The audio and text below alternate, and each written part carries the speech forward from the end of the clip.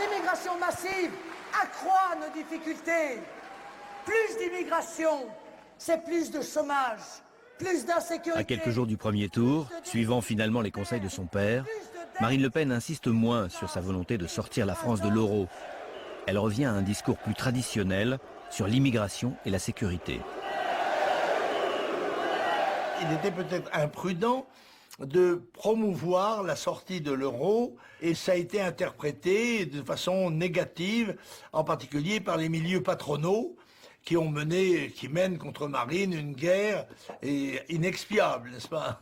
Donc il aurait mieux fallu le prévoir, sans faire l'oracle, plutôt que de le promouvoir. C'est ce que je pensais. Moi, je pense qu'il fallait dire, nous savons que l'euro va s'écrouler. Il serait préférable que nous nous mettions en état et en accord avec nos partenaires européens pour pallier ces inconvénients. Eh bien, attendons, on va voir. Finalement, c'est ce qu'elle a fini par faire. Son discours de fin de campagne est plutôt celui-là. Oui, un peu, oui. Vous avez vu aussi la rouerie de Le Pen qui dit il était un peu dangereux de dire qu'il fallait sortir de l'euro parce que Marine fait l'objet, donc comment dire, de la volonté de la lutte inexpiable des milieux patronaux. C'est-à-dire que c'est très roué parce que ça fait croire aux gens que les milieux patronaux sont contre le Front National. Mais ça veut dire aussi que finalement elle s'est pliée à la demande des fameux milieux patronaux. Et au définitif, il dit finalement ce qu'il faut dire, d'ailleurs c'est ce qui a prévalu, c'était d'ailleurs la profession de foi qu'on a vue, ou bien le discours de M. Alliot qui datait de l'automne dernier, donc c'était pas du tout quelque chose de nouveau. Il ne faut pas dire qu'on veut la sortie de l'euro, on dit que l'euro va éclater de toute façon. Mais si l'euro n'éclate pas, et l'euro n'a pas éclaté depuis 2011, on est toujours avec l'euro, donc on y reste. Voilà. Il était peut-être imprudent de promouvoir la sortie de l'euro et ça a été interprété de façon négative, en particulier par les milieux patronaux qui mènent contre Marine une guerre inexpiable, n'est-ce pas? Mais si c'était une guerre inexpiable, comment se fait-il que Mme Le Pen, désormais, a 55% du temps de parole politique sur BFM, 44% sur LCI, enfin c'est l'inverse, 55% sur LCI, 44% sur BFM, c'était les 15 premiers jours de février. Comment se fait-il qu'elle ait été reçue, comme on le verra tout à l'heure, en grande pompe par le magazine Times et toute l'oligarchie euro-atlantiste à New York? Il aurait mieux valu le prévoir sans faire d'oracle plutôt que de le promouvoir. Ça, c'est la question du journaliste. C'est ce que je pensais. Je pense qu'il fallait dire nous savons que l'euro va s'écrouler. Il serait préférable que nous nous mettions en accord avec nos partenaires européens pour pallier ces inconvénients. Eh bien, attendons, on va voir. Finalement, c'est ce qu'elle a fini par faire. Son discours de campagne est plutôt celui-là. Oui, un peu oui. Voilà. J'insiste au passage sur le fait que nous disons toujours la même chose, en début, en milieu, en fin de campagne et hors campagne. Nous n'adaptons pas notre discours en fonction de ce que pensent Pierre, Paul ou Jacques. Est-ce que vous imaginez De Gaulle qui aurait dit oui, finalement les milieux patronaux étaient pro-Vichy, ça ils étaient tous derrière Vichy et Pétain, hein. Mais est-ce que vous imaginez que De Gaulle ait dit, ça c'est un truc de maquignon, c'est un truc de politicard. Est-ce que vous imaginez De Gaulle dit bon, on va pas taper trop quand même contre Pétain, etc. On va arrondir les angles parce que finalement les milieux patronaux me vouent une haine inexpiable. Vous avez toute la différence entre ce que c'est que faire de la politique, entre ce que c'est qu'être un homme d'État et ce que c'est que par ailleurs faire de la petite politique aérienne de bas étage. Le 18 février 2012, c'est encore un truc extraordinaire. Le 18 février 2012. En pleine campagne pour l'élection présidentielle de sa fille, c'est 3 semaines après l'affaire du vase de Vienne, Jean-Marie Le Pen fait un nouveau scandale dans une réunion publique. Il lit un poème de Robert Brasillac. Robert Brasillac, c'est un type c'était un écrivain qui n'était pas sans talent, un normalien, assez jeune, qui devait avoir 35-38 ans, et qui avait sombré dans la collaboration la plus dure. Il avait écrit notamment dont Gringoire ou dont Je suis partout, enfin des journaux ultra-collaborationnistes, antisémites et autres. À la Libération, il a été condamné à mort et fusillé. De Gaulle ne l'a pas gracié. Parce que De Gaulle ne pouvait pas gracier tout le monde. Il avait déjà gracié Pétain. Il ne pouvait pas non plus gracier tout le monde parce qu'il y avait une forte pression d'une partie de l'opinion publique, notamment du Parti communiste. Donc il n'a pas été gracié. Il a été donc fusillé.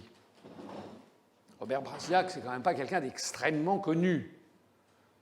Par ailleurs, nous sommes en élection présidentielle en 2012. quel rapport avec Robert Brasillac, fusillé en 1945 ? Aucun. Eh bien, néanmoins, Jean-Marie Le Pen fait une réunion publique et cite un poème de Brasillac. Ça fait un scandale. Il est interrogé sur France Inter quelques jours après, on va le voir, et vous allez regarder, là aussi très minutieusement, comment ça s'est passé. Vous allez voir que Le Pen est interrogé par les journalistes là-dessus, et que Le Pen est revenu avec le poème, et il le relit. Alors que ça avait fait scandale, alors que sa fille est candidate à la présidentielle, il en rajoute une couche, et vous allez voir l'explication qu'il en donne, ça vaut le coup.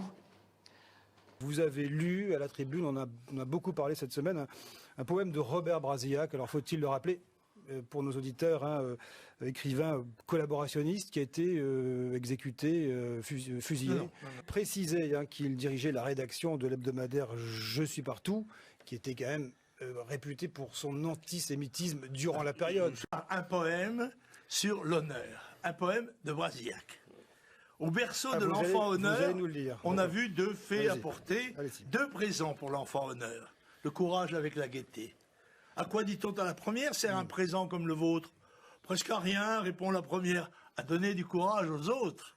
L'autre, dit-on à la seconde, n'est-il pas de trop pour l'honneur? Un enfant, répond la seconde, a toujours besoin d'une fleur. Alors voilà la cause du débat. Vous savez bien. J'ai dit un poème de Robert Brasillac. Jean-Marie Le Pen, ce n'est pas, je pense pas que ce soit la nature des verbes. C'est de la provocation, vous le saviez. Mais de la provocation, monsieur, il faut que vous vous convainquiez de quelque chose. Je suis un homme libre, qui ne se laisse imposer aucune contrainte d'aucune sorte, qui n'a peur de personne et qui dit ce qu'il pense. Et comme, à mon âge, je l'ai fait dans la politique pendant 56 ans, je continuerai de le faire jusqu'à ce que le bon Dieu me rappelle la vie. Jean-Marie Le Pen. Alors, c'est extrêmement intéressant parce que vous voyez qu'il est venu avec le programme, enfin le poème. Vous l'avez vu, on le voit dans la main, programme, et le poème est dactylographié. Ça veut donc dire, moi ça va, je suis quand même souvent passé dans ce genre d'émission, c'est pas sûr et certain, mais dans 80% des cas, on discute avec le journaliste des sujets qui vont être abordés. Donc, Jean-Marie Le Pen, il a fait un dérapage qui fait scandale.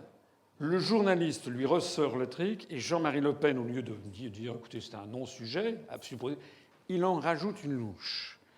Et il prend un air offusqué en disant mais comment je n'ai pas le droit de faire ça, c'est un poème, comme si c'était une banalité.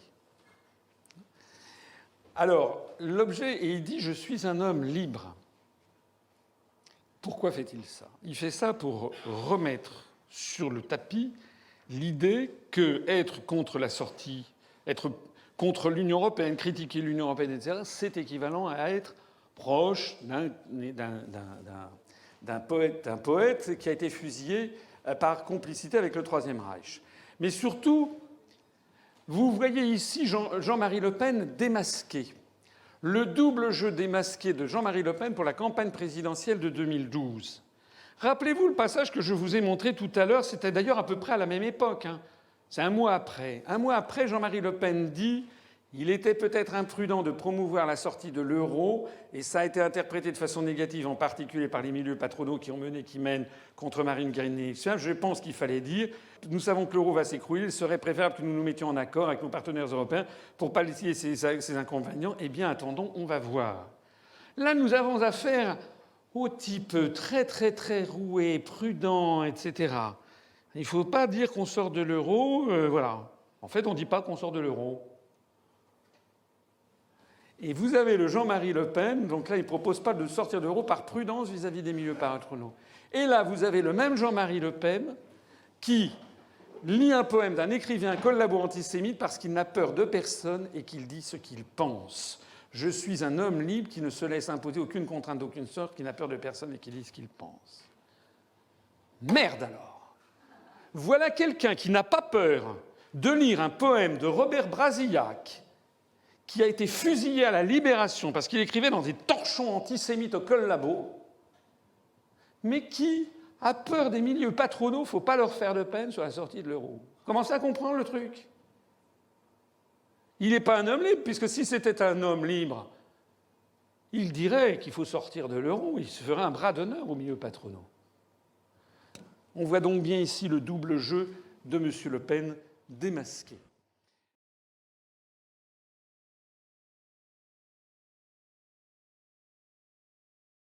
Relève-toi, ma France héroïque, car pour t'aider, je m'avance à grands pas. Secours enfin ton sommeil léthargique.